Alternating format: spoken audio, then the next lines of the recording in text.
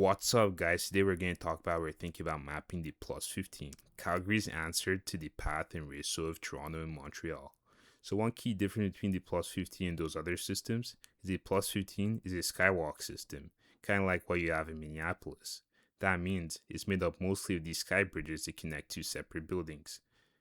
The city of Calgary has over 80 of these sky bridges connecting up to 130 buildings, making up a total of 16 kilometers of skywalk. This is actually the largest such system that exists in the entire world. Another key difference between the plus 15 and those other systems is transit. Now, one thing you gotta understand is the Toronto path and the ratio of Montreal are intimately connected with the metro systems of the respective cities. The Montreal ratio in particular is so embedded with the metro system that the logo for the metro system is literally embedded in the logo for the ratio. Calgary, on the other hand, is different.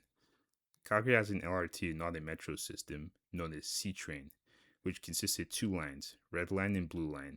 These two lines intersect on 7th Avenue Southwest, and this is also the only time that they intersect with the plus 15. So, running along 7th Avenue, all these stations usually have some kind of connection to the plus 15 that consists of stairs to go up to it, but this does not mean that the LRT and the plus 15 are really connected to each other at all, which means that the opening and closing times particularly are not synchronized between both of them. So when you have in Toronto with the TTC subway usually operate until 2 a.m. and the path being synchronized with that also operating and being open until 2 a.m. On the plus 15, you don't have the same thing. And usually the plus 15 buildings and sky bridges will be closed at around 9 p.m. on weekdays and 7 p.m. on weekends. So it's a different sort of schedule going on since the transit is not really connected and doesn't really operate the same in this particular city. With all that being said, let's jump right into the map of the plus 15. So obviously, like, there's a lot of names in here that are unique. Like, they're gonna have different names for stuff like the bow. In fact, maybe they're actually too unique because I don't know, Calgary is kind of a city that just kind of operates on the principle that they don't really have to explain themselves. Like the ampersand is probably my favorite building here. Why is it an ampersand? Why does it have an ampersand as like the logo of the building? Like outside the building is just a giant ampersand. Why? No explanation, man. Calgary does not need to explain itself. The Bow, another one of my favorite buildings. Like I think this is just my favorite area in the plus 15 from going there. Why does it have a giant head sticking out of the ground? Doesn't need explanation, man.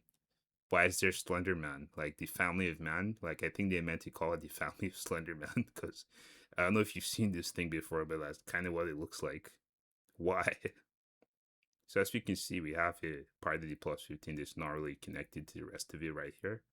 That includes Bow Valley College, City Hall, and Calgary Tower and some other stuff. I've actually heard there's a really cool old railway hotel in here. Like I think the Fairmont Palliser Hotel. For people that are into that kind of stuff. Because actually, one fun fact about Calgary is that the government of Canada actually cut off passenger rail service into the city in like 1999 or something like that. Or maybe a little bit earlier. I think it was under Mulroney's government or something like that. So, funny enough, Calgary has like one of the fanciest railway hotels in the country, but doesn't have passenger service actually running into it because they ripped the trains out of the ground. So, that's another fun fact. But this part of the plus 15 is not connected to the rest, which, guys, come on. You could have just made a little bit of effort to just go across First Street to connect these two. That's closed. And according to this map, this is also closed. Like from Western Canadian Place up to here is closed. But as a matter of fact, like as of like early 2026, like I actually went there, like this entire section here is closed. So it looks like as if you have this nice little loop here. So you don't have to like go all the way around if you want to come here. But like as of early 2026, this entire place is basically closed. Like this whole street corner here is just under construction. So that's pretty unfortunate, but like it looks as if that's gonna open back up. Actually, another fun fact, it's called plus 15 because the sky bridges are about 15 feet above the ground in terms of their elevation.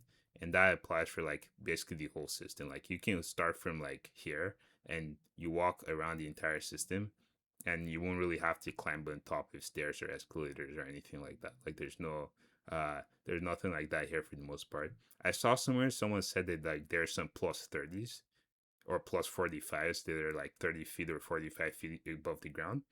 I don't know where someone got that from. Like I never saw that when I went there. Like I think they're mostly at the same level. One advantage that comes from this being an elevated system is that GPS coverage should be probably a lot better here.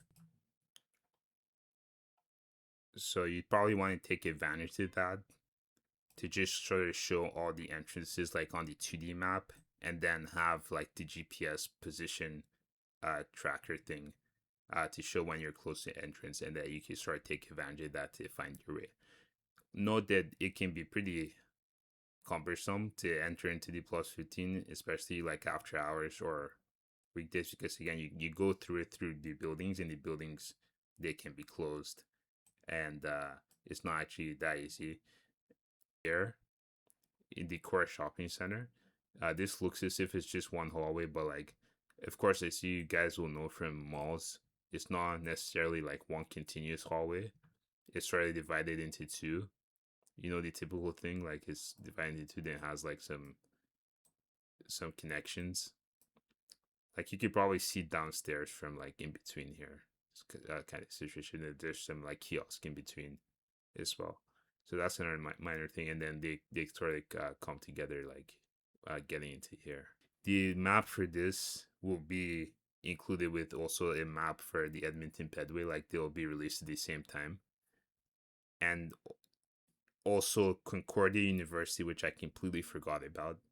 I actually did all the work for that and just kept it somewhere that I completely forgot that, we were supposed to also release Concordia University map too. So that now the Carleton map can also have another university map so it doesn't feel lonely. So yeah, forgot about that too. So I think all three of those maps are gonna come out like at the same time whenever that happens. Like kind of uh kind of behind on the work a little bit just because of other stuff. But those three maps will be released at the same time.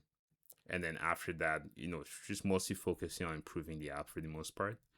But then apart from that, in terms of maps being released, maybe like towards the end of the year, like you could have like some of the Toronto, the other tunnels in Toronto, like the one around Bloor Young, Yorkville, or College Station, those ones.